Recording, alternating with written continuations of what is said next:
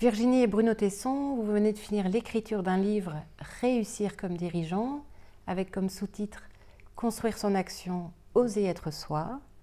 Le livre est préfacé par Clara Guémard et il paraîtra le 19 janvier prochain aux éditions Duno. Pourquoi ce livre ? Je crois tout simplement parce que nos parcours professionnels, à l'une et à l'autre, ont fait naître en nous des convictions sur le métier de dirigeant et à la fois aussi sur la manière d'exercer ce métier. Et en fait, ça nous tenait à cœur de partager ces convictions avec tous ceux qui s'intéressent au métier de dirigeant, soit parce qu'ils l'exercent, soit parce qu'ils se préparent à l'exercer, ou parce qu'ils accompagnent des dirigeants. Oui, pour nous, vraiment, dirigeant est un métier. Et comme tout métier, il s'apprend. Et on observe que très souvent, les dirigeants apprennent ce métier sur le tas, au fil de l'eau. Ça a des vertus, mais c'est aussi risqué, périlleux. C'est à l'origine de beaucoup de souffrances et ça a un coût important. Le dirigeant qui a le potentiel de développement de son entreprise peut parfois, dans certains cas, en devenir lui-même la limite. Donc diriger, c'est un métier qui s'apprend. Comment passer de je fais tout sauf à je ne fais rien sauf mon métier de dirigeant. Voilà, du coup, je me dis que c'est sans doute le livre que j'aurais aimé avoir dans mes mains la première fois que je suis devenu dirigeant d'une entreprise. Je pense vraiment que j'aurais gagné en confiance, en efficience aussi, et puis du coup, probablement en sérénité. Et de quoi est fait votre livre ?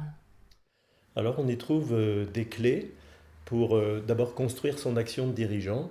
Ça veut dire par exemple des clés pour prendre de la hauteur, du recul, des clés pour mobiliser et animer son premier cercle, des repères aussi pour construire un projet d'entreprise ou pour poser des choix, faire des choix managériaux qui soient clairs.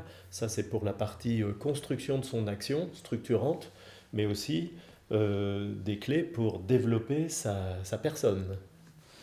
Par exemple, comment apprendre à mieux s'apprécier, à se faire confiance, à s'affirmer, comment oser être soi, comment concrètement avancer sur le chemin du leadership et emmener ses équipes bien au-delà de ce qu'elles croyaient possible. Et puis pour certains, comment diriger avec son âme. Voilà, alors très concrètement, on va trouver au fil des chapitres des bonnes pratiques de dirigeants qu'on a partagées. On y trouve aussi des repères conceptuels parfois quand c'est utile et beaucoup de récits d'expériences très concrètes de dirigeants et puis des ateliers pratiques parce que ce qui est important aussi c'est de pouvoir transformer derrière. Et comment définiriez-vous la singularité de votre livre ? Je crois que vraiment la singularité de ce livre, c'est de mixer hard skills, soft skills.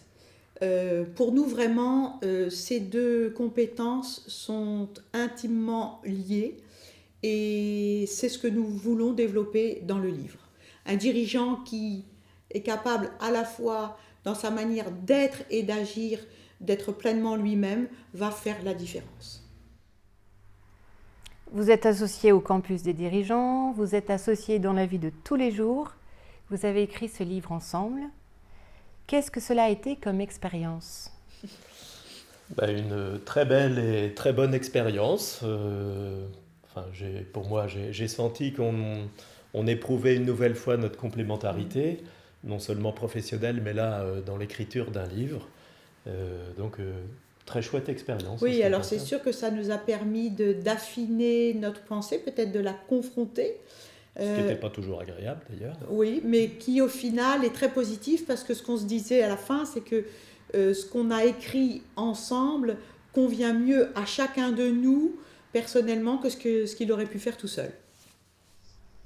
Merci Virginie et Bruno Tesson. Merci. Rendez-vous donc le 19 janvier prochain en librairie. Je rappelle le titre de votre livre écrit à 2 têtes et 4 mains. Réussir comme dirigeant, construire son action, oser être soi, aux éditions Duno.